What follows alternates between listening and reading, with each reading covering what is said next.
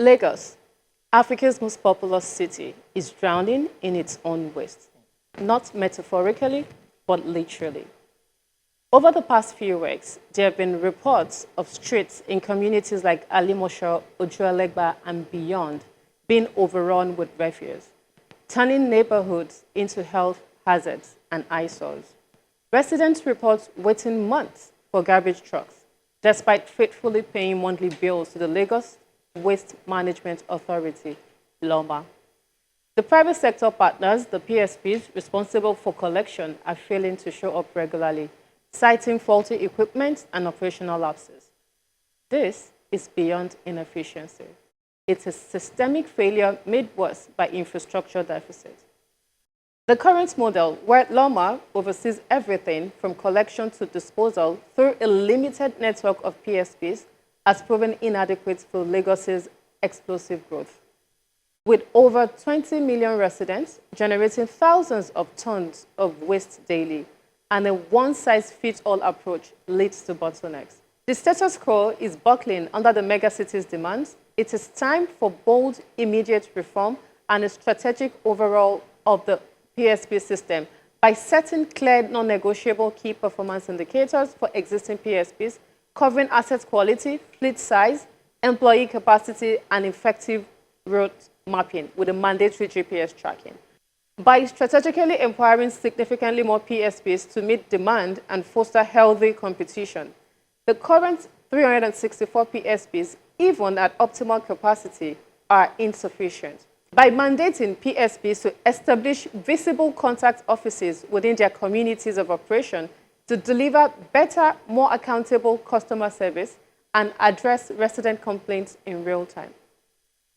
These actions will improve response rates, spur innovation, stimulate healthy competition, and enable LAWMA focus on regulation, auditing, and PSP accountability rather than logistics. A cleaner, more resilient Lagos is not a luxury. It's a fundamental necessity for public health, economy, and future as a global city. Let's outsource the physical collection, empower local operators, and allow LAWMA to effectively manage the vision and regulation. The time for half measures is over. The health of 20 million citizens and the reputation of Africa's biggest economy depend on us moving from broken promises to decisive action now. Minga, how is refuse collection going in your Very neighborhood? bad. Trust me, very bad. In fact, sometime last year, I called them to stop picking my refuse, that I got a local boy who is more effective than the so-called truck PSP. Yeah, but you Where don't is he know where dumping it? the Where is he local dumping boy it? is dumping. You said what? Where is he dumping it? The local boy. Okay, so I will tell you, because I asked, okay, hold on. I asked, how do you do it? Only for him to take me outside my estate. And they have somebody else who has this big whatever. And he's the one that will take it to the dump site. So who is funding that? No, the guy is using it as a business. The guy is doing it an as a illegal personal PSP. business. As a personal. So you pay the boy pays the big boy. Yes. I followed up. It was when they saw, it was when the company now saw that I was not joking. They now tried to, do some karamo. Even at that, up till now, they are still messing up. Politics is not governance. Oh, some karamo. Yes, we need to stop politicking with people's life. Okay. Everything is politics. You don't belong to my ward. You don't belong to my party. You don't belong to my constituency and all that. Why should we? So I recommend more dump sites. Number 2, citizens' education about refuse management. Because a Nigerian who just came from Heathrow, who cannot drop shungum paper in Heathrow, will come to Muritala and drop your water. Do you understand? But over there, Konisheo, he will not try it. So our citizens also need education. Especially this rainy season that is coming. Have you seen them? During the rainy season, they will pack everything and drop it inside drainage. But PSP, you can do better. You are not performing. Well, for me, the challenge that PSPs are in Lagos can be traced back to the Ambode administration time. And it just as you've said, it's as if you saw my what I've written down. It all boils down to politics. If you remember at that time, it was because these set of people were given the contracts, the contract was taken from these people and given to these other people, and then it became a mess. And then after Ambode, it was you know, there was a solution of sort. But what we have today is also because sometimes these PSPs miss their schedules. Because when you miss your scheduled pickup, then people come and pile more, it overflows. That's number one. Number two, the question of the dump site. Olushosu is overflowing. Yeah. We need new dump sites. That's the thing. Outside town. In Lagos, we need, there's one again along Lasu Road. Igodo. Yeah. It's also overflowing. It's flowing into the road now. Yeah. I passed there 2 weeks ago. I passed by that place as well. So I passed by Olushosu, I passed by this other one.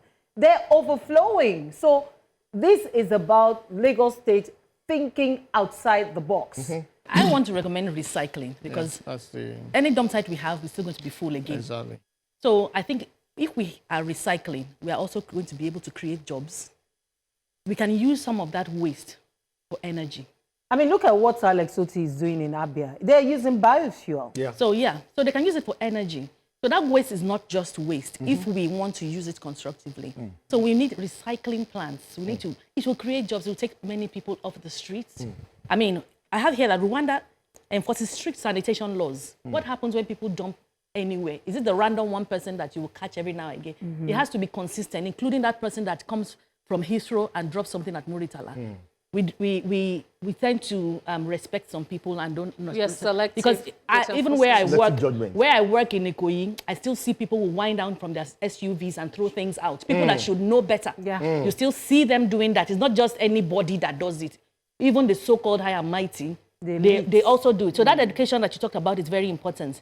Schools, very important. Government enforcing it, very, very important. Sorting. Let's start sorting. From the home. From the home. The countries that do it they're not jobless. I know that recycling already happens at a very low scale already. Because when you empty these things, some people come to pick out the plastic. So that is one type of recycling. But who is picking the cardboard and reusing those ones? So we can sort our waste out. And all that starts with education of the everyday man. If not for politics, Ambode was making progress on this whole thing. So can they just be humble enough, pick up what he left, and let's go back there? The template he was creating was had a lot of job creation tied to it. It wasn't just waste disposal. It was using waste to generate energy. Green Africa. Yes. Green Africa. It was using waste for agriculture. And then the supply chain, the network of jobs that you could create from recycling. So go back there and pick it up. Then you hit it, I mean, straight up. And Ronke said it too. Let's educate ourselves on how to sort out this waste. I remember These are people problems. Yes. Not No. government There's enough blame to go around. It's collective. Yeah, but government needs to lead the way. If you have this decomposing waste, you have plastic and you have metal, sort them out. And then when they come, they know what to pick and then where to dump which. What you have in Olushosu now is all sorts. Plastic, metal, even cloth. There's something happening in Ghana now. There's a guy who is recycling old clothes and he's using it to do bricks. That's recycling. So we can do all those things. But Ambode had a blueprint. If this government is indeed a continuum, pick up what he left and improve on it and run. Health is wealth. We need an environment that is conducive to healthy living before we even begin to speak of nurturing excellence.